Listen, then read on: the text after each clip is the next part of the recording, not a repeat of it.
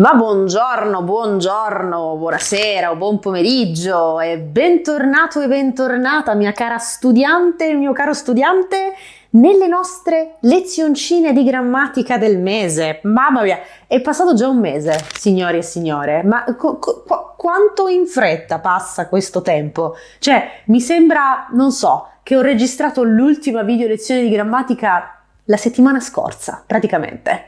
Mi sento molto mia nonna quando faccio questi discorsi sullo scorrere del tempo. Tempo balordo, il tempo è balordo.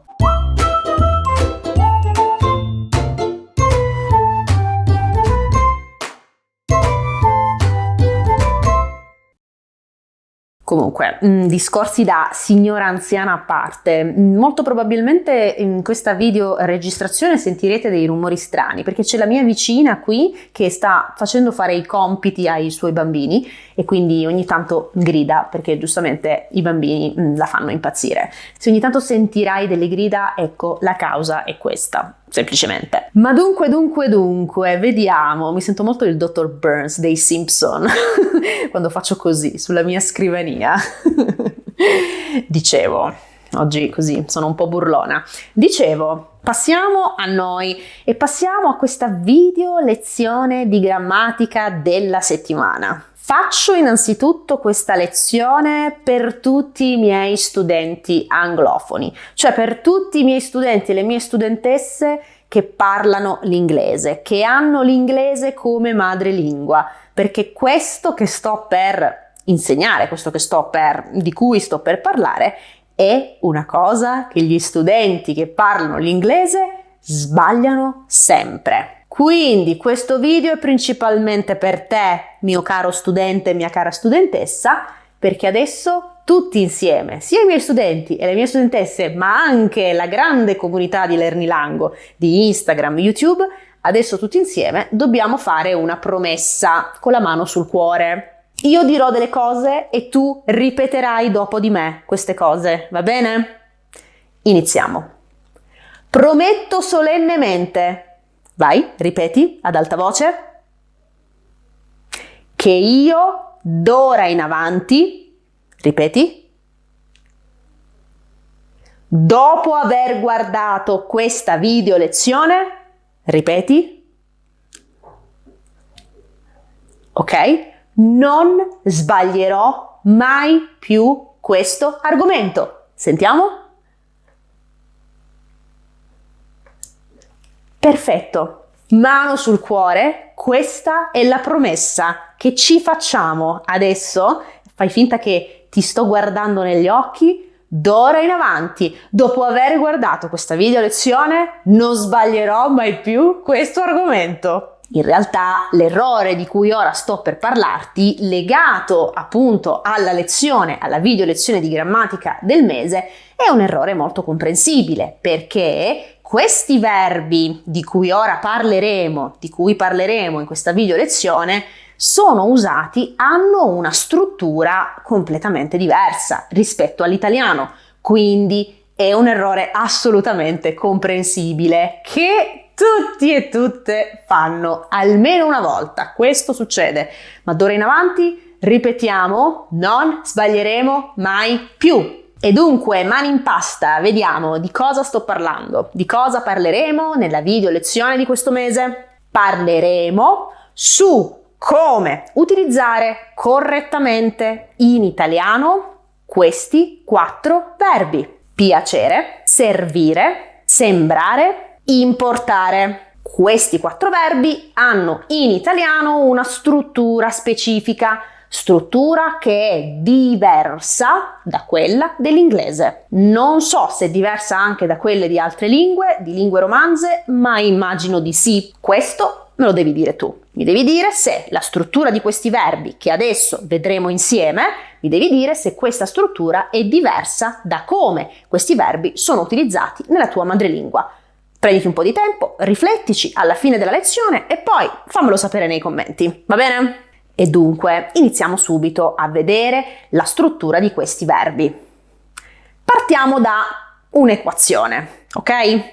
partiamo da questa equazione che adesso vedi qui scritta.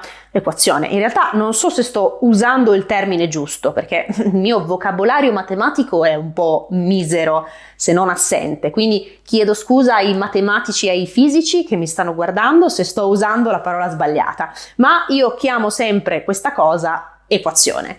Se mi sto sbagliando, vi prego, correggetemi. E dunque partiamo da questa cosa che per adesso chiamiamo equazione, fino a quando poi qualcuno non mi correggerà. E dunque partiamo da questa struttura.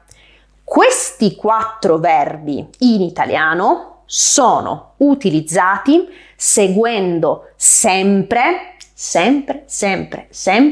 questa struttura qui. AX, verbo Y. Quindi in questa struttura abbiamo 3 blocchi. Il primo blocco è rappresentato da AX. Il secondo blocco è rappresentato dal verbo. Il terzo blocco è rappresentato da Y. La struttura di questi verbi può confondere a volte perché? Perché a differenza di altri verbi italiani dove il soggetto è sempre messo prima del verbo, giusto? La posizione del soggetto è sempre prima del verbo. Io mangio, io vado in palestra, loro si iscrivono in palestra, loro prendono in affitto una casa per le vacanze. Invento, come sempre, le mie frasi bruttissime. Quindi, normalmente nei verbi normali, chiamiamoli così, ok? Per differenziarli da questo gruppo che oggi noi vediamo, nei verbi normali, con i verbi normali, il soggetto, dal punto di vista della posizione degli elementi nella frase, è sempre messo prima del verbo. Ma. Con questi verbi particolari, che sono appunto questi che vediamo qui, questi verbi particolari possono ingannare perché il soggetto non è prima del verbo, ma è appunto dopo il verbo. In questa struttura qui, il soggetto del verbo che è al centro non è X, ma è Y. La posizione del soggetto è sempre dopo il verbo. Per questo motivo, molto spesso questi verbi ingannano. Quindi AX, verbo Y, dove in questa struttura il soggetto è la nostra Y, è qui. Non è X, ma è Y. Dunque, se io scrivo questa frase, a Marco piacciono le mele. Vedi, tu seguendo la struttura dei verbi normali, noi siamo spinti a pensare che questo Marco è il soggetto del verbo, giusto? Perché appunto in italiano con i verbi normali il soggetto è sempre prima del verbo. Ma con questi verbi speciali, ecco, chiamiamoli così, con questi verbi speciali il soggetto è a destra del verbo e non a sinistra, è dopo il verbo e non prima del verbo. Quindi in questa frase il soggetto non è Marco, il nostro soggetto è le mele. Ed infatti vedi, il verbo piacciono non è alla terza persona singolare, come sarebbe se Marco fosse il soggetto. Il verbo è alla terza persona plurale, proprio perché le mele, femminile plurale, è un nome plurale e dunque chiama a sé un verbo terza persona plurale. E questo ragionamento vale per tutti gli altri verbi di questo gruppo. A Marco interessano le mele. A Marco servono le mele. A Marco sembra la cosa giusta da fare. Vedi, con questi verbi, in tutti questi casi, il soggetto dei verbi è a destra e non a sinistra.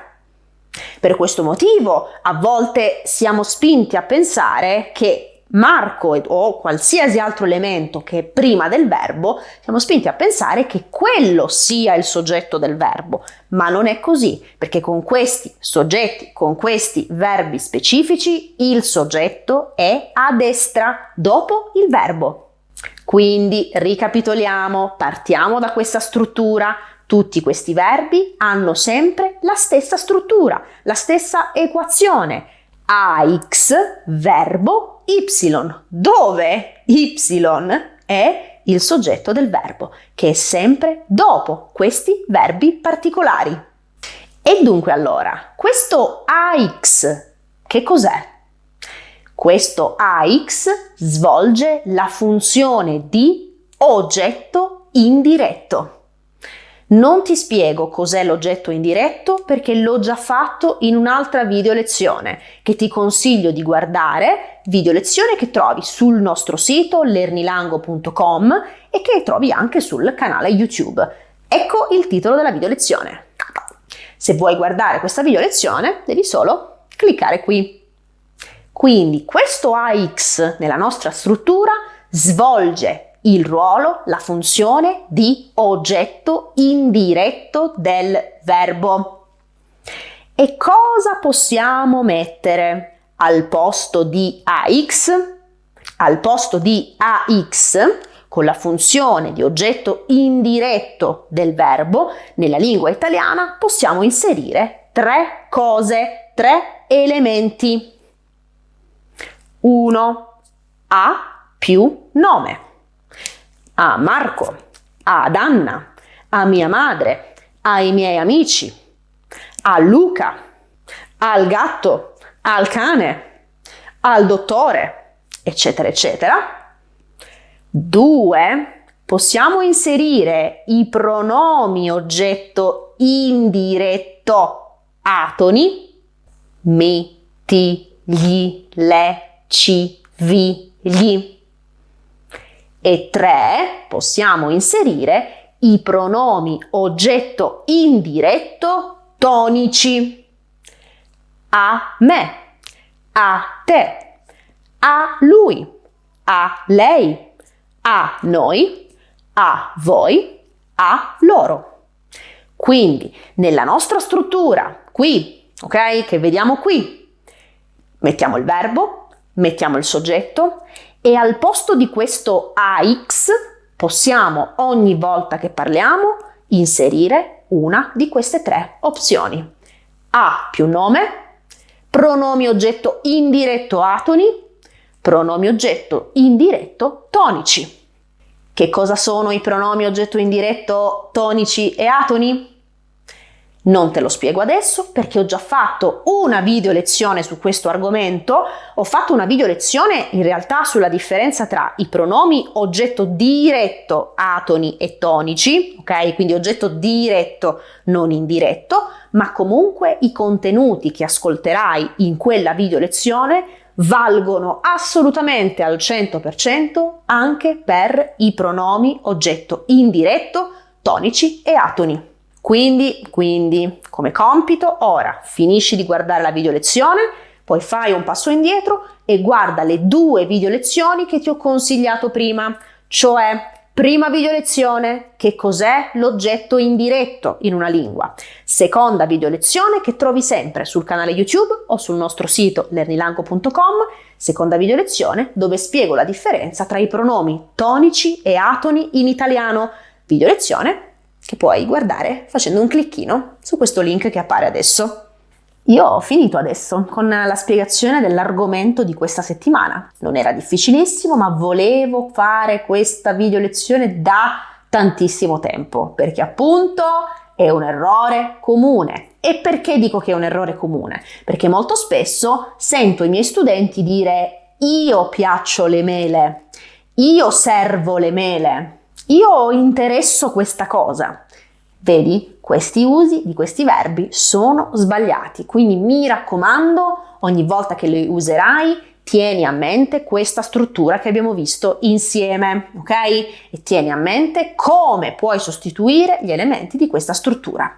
Adesso vai sul nostro sito lernilango.com e fai gli esercizi legati a questo argomento e vedrai che dopo gli esercizi non sbaglierai mai più, lo spero, anche perché abbiamo fatto una promessa mano sul cuore. Come sempre, se hai delle domande, mi raccomando, scrivi nei commenti e fammi sapere anche se nella tua lingua madre la struttura di questi verbi è simile all'italiano o diversa dall'italiano. Sono molto curiosa di saperlo perché sono curiosa in generale, ma mi serve anche questo contenuto, mi serve conoscere questo contenuto anche quando insegno a studenti di lingue che hanno una madrelingua diversa dall'inglese e quindi per me è un modo anche per capire meglio i loro errori. Quindi vi prego, aiutatemi ad insegnare meglio. Bene, allora grazie per il tuo ascolto e niente, ci vediamo il prossimo mese con una nuova video lezione di grammatica e un nuovo argomento da studiare.